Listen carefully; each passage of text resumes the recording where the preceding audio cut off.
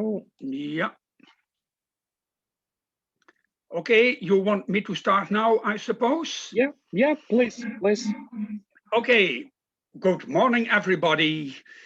My name is Camille Hamans, and I'm one of the officers of CIPL, which is the Comité International Permanent des Linguistes, which is French.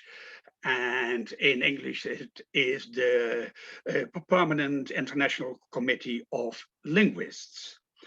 And since we plan to co-organize a huge international conference in Kazan in 2023, we were quite happy to be invited to co-organize this summit, since one may call it a dress rehearsal for the World Conference, which we are going to organize in 3 years' time.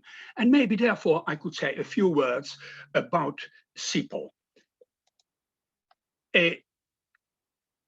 Ages ago, in 1928, the first International Congress of Linguists was organized.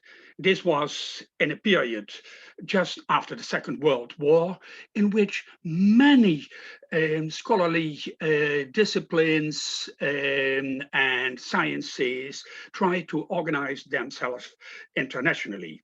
And the French linguist Antoine Meillet thought that it was a very good idea to do the same for linguistics. But since it was just after the Second World War, it had to be done in a neutral country. And that's why he asked people in the Netherlands to organize this first International Congress of Linguists. And it took place, as I said, in 1928 in The Hague, a place without a university, but where we have the parliament. Were Jos Schrijnen of the Roman Catholic University of Nijmegen, to the left, and you see that he was a Roman Catholic priest. He is wearing a white collar, and the president of the conference was Christian Uhlenbeck from Leiden University. And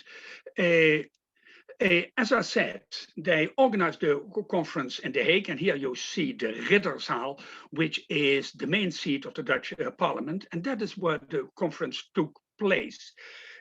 And the Congress was quite different from what we now know as conferences, since the participants didn't present the results of their research, but the people who came to The Hague discussed, let's say, symbolic phonetic notations and the best way to do it, or they discussed the best technical terms, standardization of technical terms, standardization of research methods for dialectology or for studying specific grammars. But as I said, no results of linguistic research.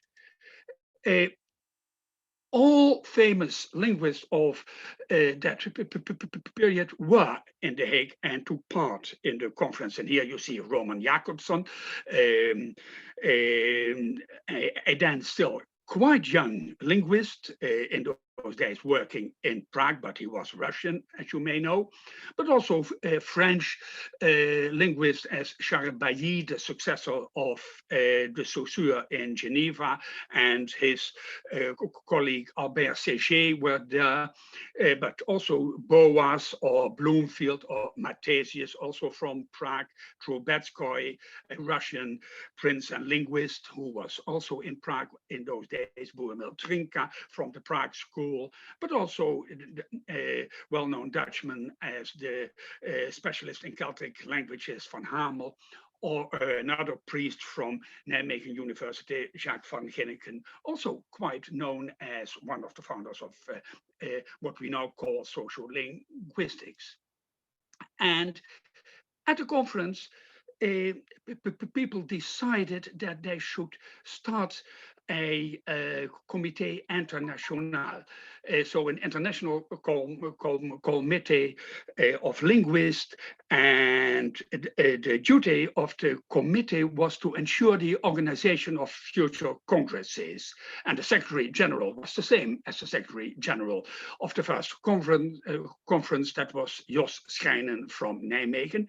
And in the committee, 10 members said from France, from the United States, from Denmark, Jespersen, from the UK, Daniel Jones. Here you see Daniel Jones, but also from Italy, from Central Europe, and so on. The Second International Congress of Linguists took place in Geneva and was organized by the successors of the Saussure, Bailly and Séché. And again, it was not exactly the sort of congress we are used to. It was still partly methodological in design. The people who attended the conference discussed standard terminology. They wanted to start a bibliography, which still exists and which is still one of the main duties of CIPL. And they also discussed the usefulness of a world auxiliary language. It were the days of Esperanto, etc.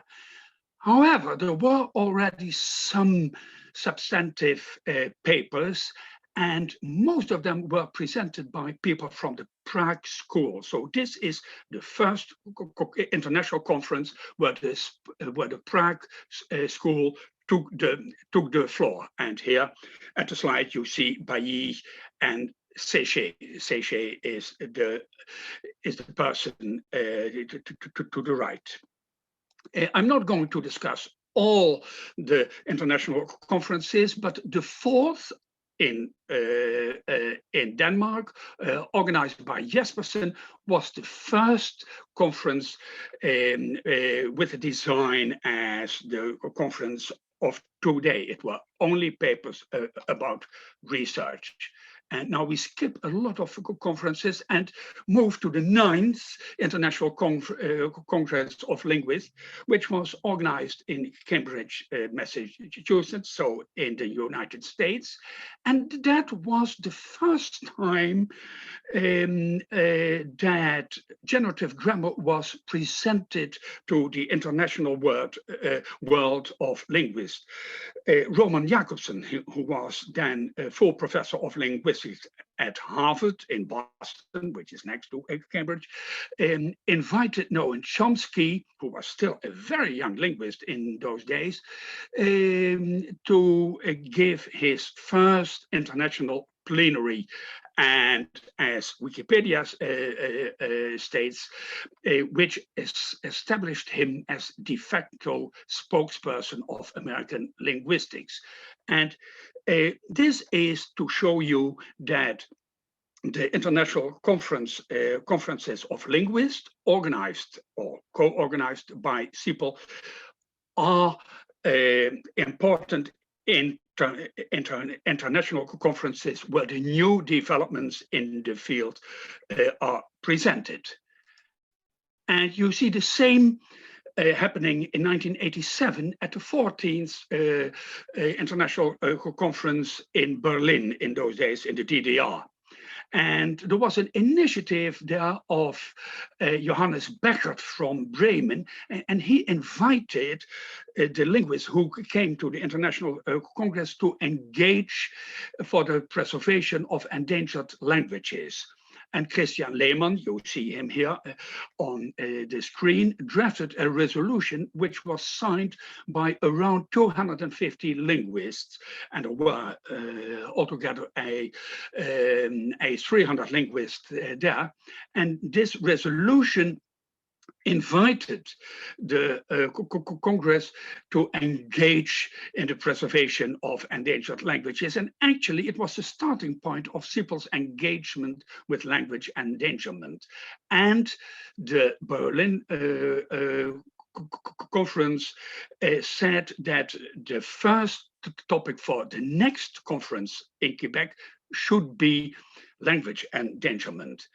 And that conference took place in 1992 in Quebec, but a year before, Robins and Uhlenbeck, and it is not the same Uhlenbeck, who was the president of the first international conference, but his second cousin, Bob Uhlenbeck, you see him here to the left, and Bobby Robins, they published a year before a volume, Endangered Languages, and Uhlenbeck was Secretary General of CIPL, Robins was the president. And this volume was given to all the participants in Quebec, and there is a nice chapter about endangered languages in the USSR, so in the former Soviet Union, by Professor Alexander Kibrik in this volume. And from that moment on, endangered languages or language endangerment was one of the main, became one of the main commitments of CIPL, and that was due to Stefan Wurm. You see him here. At the endangered languages at the international conference in Quebec, it was due to him and to Uhlenbeck and Robins that CIPL founded an endangered language committee. That committee met in Paris in the buildings of UNESCO, and Wurm was president of an organization affiliated to UNESCO, the Conseil International de la Philosophie et des Sciences Humaines, CIPS, the International Council of Philosophy and Human Sciences. And Wurm became also the successor of Robins as president of the Comité International Permanent des Linguistes, so the linguistic international organization, and it was him and his committee who started the Endangered Language Program in 1993. And here you see what he and UNESCO did. In that same year, 1993, he published UNESCO's Red Book. 3 years later, he published the Atlas of the World's Language in Danger of Disappearing. It was published by UNESCO, but it was the work of Wurm. And a few months after he passed away in 2001, the second enlarged, revised edition of the Atlas appeared. In the meantime, a third edition appeared already. And in 3 years' time, we will meet again in Kazan, and that will be the 20th International Congress of Linguists. And the aim of this conference is, of course, to present an overview of the total field of linguistics. But the focus will be on the modern developments in the field of linguistics and its applications, and again on endangered languages, and of course also the heritage of the Kazan School of Linguistics and of its founder, Jan Boudouin de Courtenay. And this summit is commemorating the Kazan School and Jan Boudouin de Courtenay, and that's why we are quite happy to welcome you at this summit. But we also hope to see you in 3 years' time at the World Conference in Kazan. Hope to see you there. Thank you very much.